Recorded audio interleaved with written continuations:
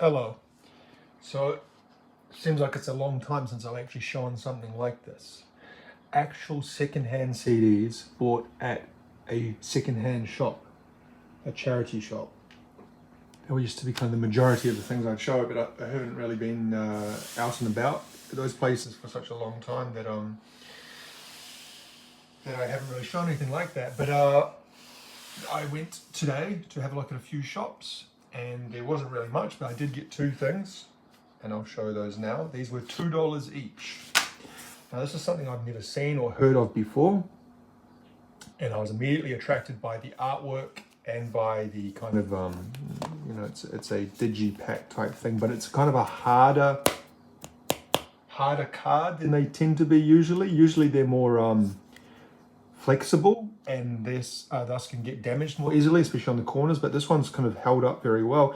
This is only 2 years old. This was released in 2023 apparently. Where does it say 2023? There. This is, excuse me, my nose is running. Angelo de Augustine. Angelo de Augustine, Toil and Trouble. Now I've never heard of him, so I had a quick search in the shop on my phone just to see what kind of genre of music he is, and maybe a little bit, and it came back as, I think it was indie, folk, kind of something else as well. I can't remember. And the other thing that it said that he'd worked with Sufjan Stevens, and I think AKR is Asthmatic Kitty Records, which is Sufjan Stevens' record label. And the first thing you notice, or at least I noticed when you put this on, is that it's his voice is very reminiscent of Sufjan Stevens. To the point that if you put this on and said this is an early Sufjan Stevens demo, or this is his most recent work, I wouldn't necessarily question that, because even musically it sounds reminiscent of Sufjan Stevens.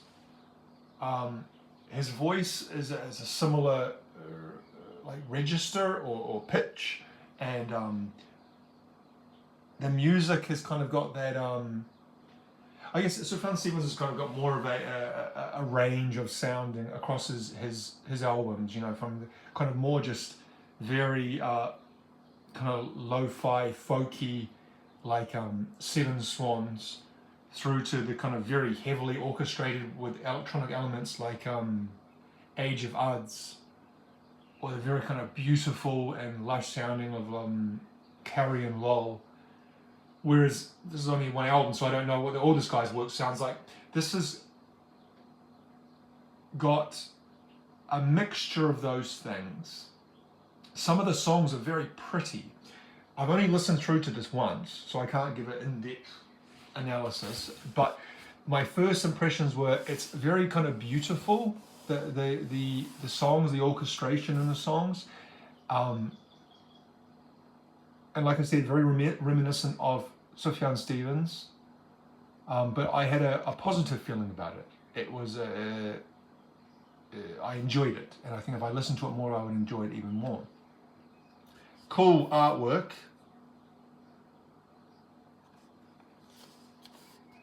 I guess that's the lyrics. Angelo de Augustine.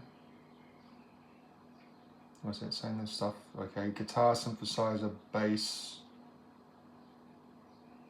acoustic guitar, piano, classical guitar, electric guitar, high-strung guitar, drums, mellotron, vocals, percussion, background vocals, unisynth, tape machine, experiments and manipulations, ukulele, teapot, field recordings. Okay, so it's a one-man band, I guess, is what he's trying. Oh no, so there's some other ones over here. Wendy Fraser, she did some background vocals. Thomas Bartlett played a Yamaha U7, and Sam Gendel played a Waraku. Don't know what a Waraku 3 is. Waraku. All songs written, recorded, and arranged, produced, and mixed by Angelo, Augustine at a secret place. And here we have the track listing.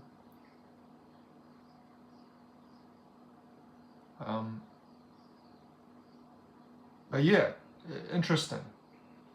Interesting. Never ever heard of it before. Came across it. $2. $2 in. It was a Salvation Army store. That's the disc. Toil and Trouble. There's no little booklet. I guess, you know, this is the line notes. So that was one. Taking a punt. The second one was this. Also $2. And this is obviously the music and inspired by the motion picture Dead Man Walking. So the soundtrack for Dead Man Walking, which was a movie from the mid-90s. We're going to say about 96-ish? 90. I'm trying to think. Because I have a personal memory of this. I'm pretty sure it was about 96. What is the date? Is there a date? Oh, 95. I was a year off. Okay, 95. So this was a movie with, as you can see there, Sean Penn and Susan Sarandon, and I think it was based on a true story. Actually, I know it was based on a true story. He is a prisoner on death row, and she is, I believe, a nun who talks to prisoners on death row, maybe kind of trying to give them some sort of spiritual guidance in a very difficult time. I haven't seen the whole movie.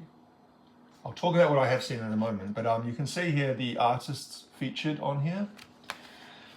Bruce Springsteen, Johnny Cash, Suzanne Vega, Lyle Lovett. So kind of like a country, kind of country stuff there, because we've got Lyle Lovett and Johnny Cash. Then we got Nusrat Fateh Ali Khan with Eddie Vedder. But then I noticed over here it's Eddie Vedder with Nusrat Fateh Ali Khan. What does that mean? He sings the lead in that one, and Nusrat sings the lead in that one. I'm not sure. Tom Waits. He's got 2 songs. Michelle Shocked. I've never heard of her. Mary Chapin Carpenter. Sounds familiar. Steve Earle. He's another kind of country type singer. And then we've got Patti Smith. Our executive producer is Tim Robbins, who was Susan Sarandon's husband. Were they ever actually married, or was he just a partner? They're no longer in a relationship. I know that they broke up about probably about 10 years ago now. Is that? So this is kind of that 90s soundtrack thing that I tend to, or not tend to, I used to buy almost anything that was from the decade of the 1990s, movie soundtrack, and so therefore I have hundreds of them, almost too many of them, because I have struggled to find spaces for the soundtracks, and it's kind of something I'm still working on. But I saw this one and I thought, well, again, I haven't bought anything for a long time. I've never seen this one around before. I'll get it. Now,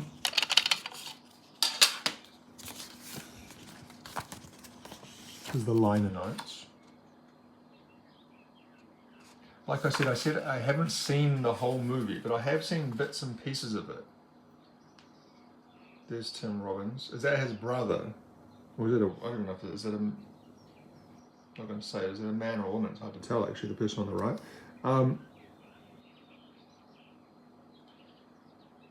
When I was at high school, so I went to a Catholic high school. I went to a Catholic all schools from primary through to high school. And when you say that, when you tell people, I guess they have kind of images and perceptions and you know what they think that means and what it would be.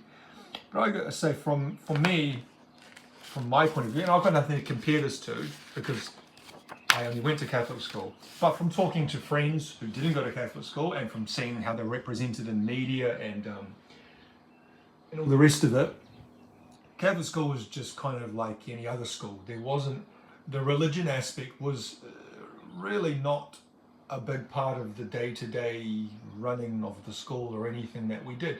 Maybe little bits and pieces here and there. Like when we had assemblies, you'd say a prayer before the assembly, like you'd say the Our Father or something. And during like holy days, we'd have school masses. You know, there are certain holy days throughout the year. I think there's like 5 or 6 of them. Actually, I don't know. But like Ash Wednesday, for example. But it wasn't as though it was drilled into you. The teachers never talked about it. There were no teachers were priests or anything like that. I'd say actually most of the teachers probably weren't even Christians. Some of them were, but most, it was not, it was never something brought, and this is something that's true for, I want to say Catholics, because I can't speak for all Christians, but for Catholics is that it's not something you talk about in your daily life. Like my parents are quite devout Catholics, and I can count the number of times we've had a conversation about Catholicism or their faith on one hand. Like we had pictures around the house, like of Saint Mary and you know, maybe a crucifix over the door, I think we had when I was a kid. But it was just like, it's almost like a cultural thing, you know what I mean? It's kind of like how you were brought up, and it's kind of, anyway, I'm kind of giving this a long preamble here. We used to have these things, maybe one difference, maybe all schools do this, I don't know. We had retreats once a year. And a retreat is where they would take a class of about 30 students, and it was an all-boys school, so it was all guys, to some place, like a community hall or a church hall or something like that, or some sort of place where you could kind of, you know, have outside the school, and you would wear mufti. You wouldn't be wearing your uniform. You'd be wearing, you know, weekend clothes, and you'd spend a day.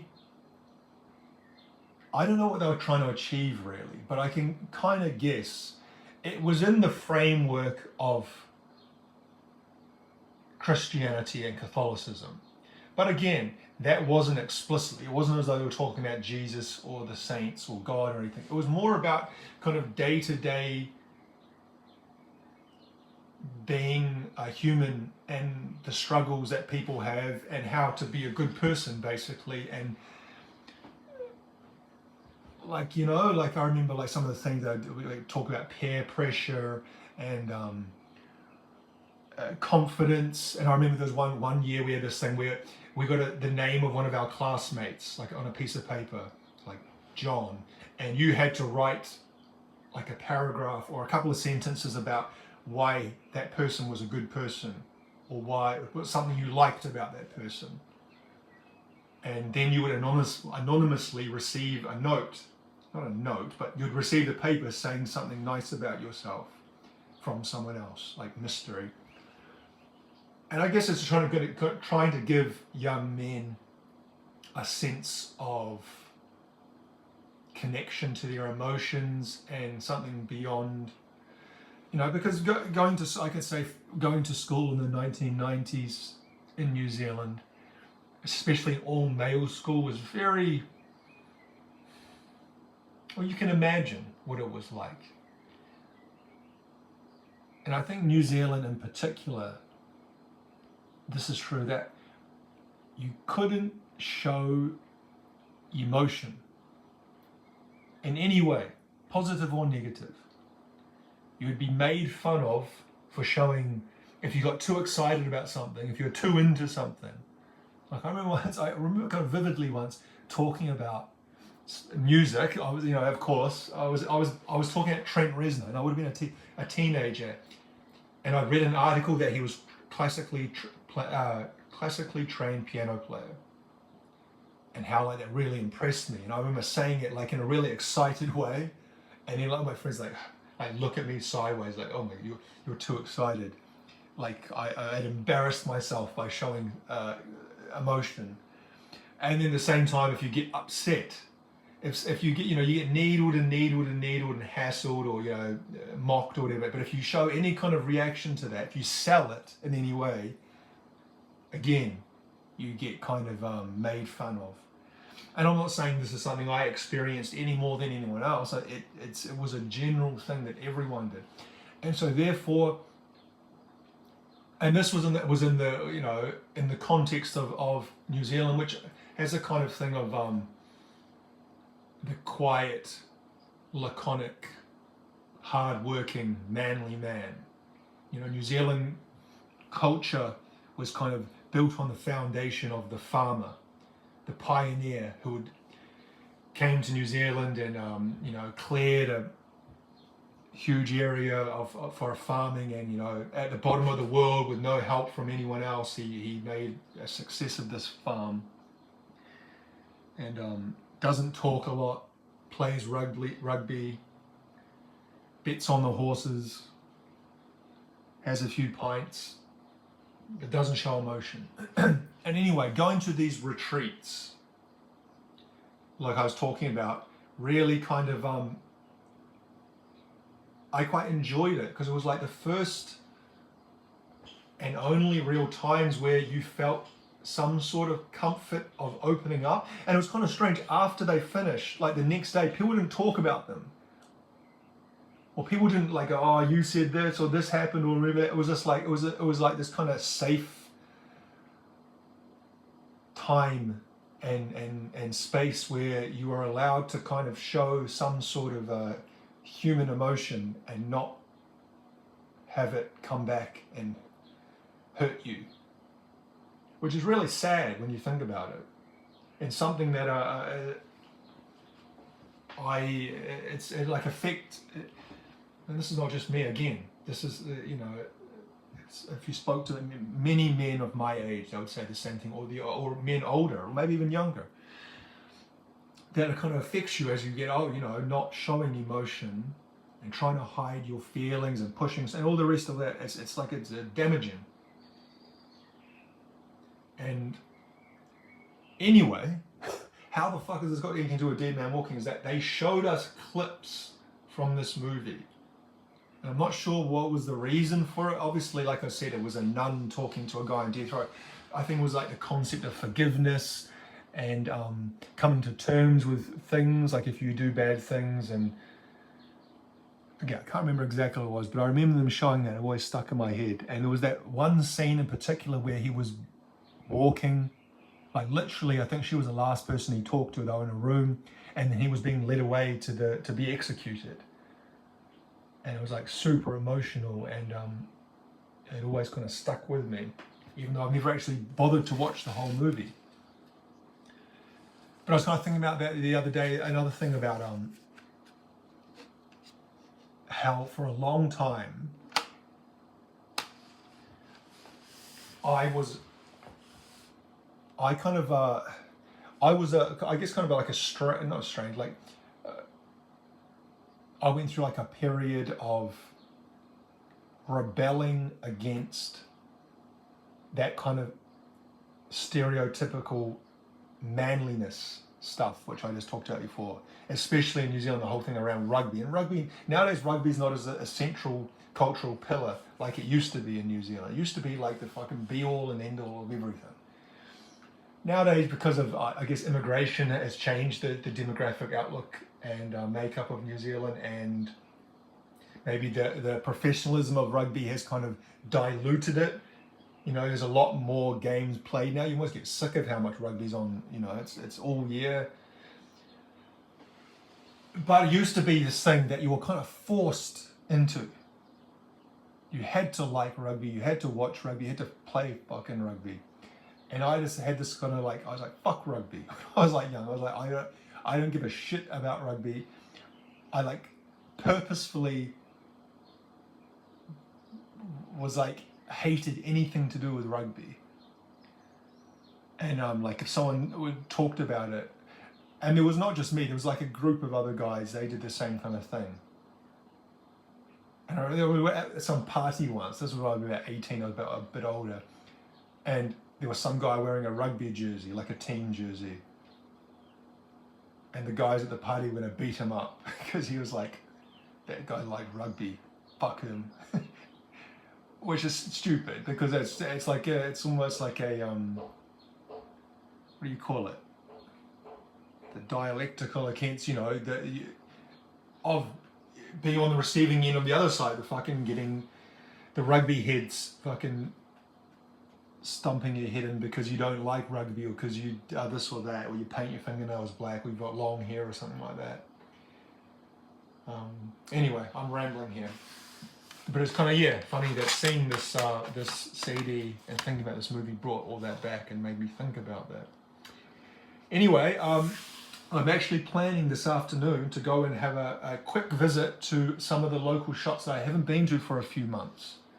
Actually, probably more than a few months. Maybe even almost like half a year I haven't been to some of these ones. They're actually quite close to my house because, for various reasons, but I'm planning to do that in a couple of hours. I might have a small sleep first and then do that. So anyway, we'll leave it there. Thanks for watching.